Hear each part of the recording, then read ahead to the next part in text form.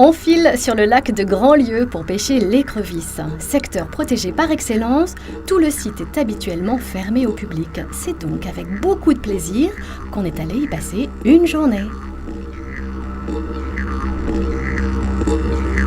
Le plus beau pays du monde. La première fois où on voit le lac, c'est vrai que c'est quand même, c'est assez magique, c'est sûr.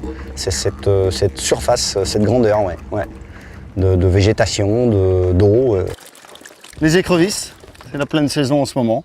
Ça c'est quand même, ça fait partie des belles écrevisses. Son histoire, ça remonte à pratiquement 40 ans. C'est une écrevisse de Louisiane, qui arrive de Louisiane, et elle est arrivée en Europe dans les années 70. C'est un Espagnol qui a commencé à travailler cette écrevisse, et des Français ont fait la même chose. Et puis aujourd'hui, d'année en année, colonisent, pour dire, tout le territoire. Il y a une douzaine d'années, les gars en pêchaient une de temps en temps, et puis deux, et puis l'année d'après, c'était un seau, et puis ainsi de suite. Et aujourd'hui, ça a été l'explosion vraiment en 2007.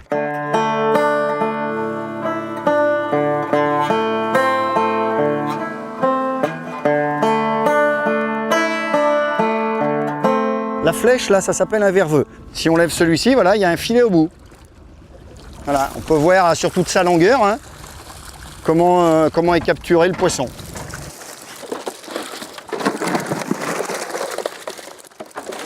Quand il y a beaucoup d'écrevisses comme ça parmi les poissons, l'écrevisse sans arrêt avec ses pinces, donc ça abîme le poisson, l'anguille, ça abîme tout, quoi. Et les filets aussi.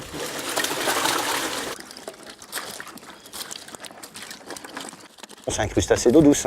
On la compare souvent à une langoustine, mais bon, c'est quand même pas la même chose. C'est pas la même chose du tout. Ça a une chair qui est beaucoup plus ferme. Bon, faut bien assaisonner parce que autrement c'est un petit peu fadasse, quoi.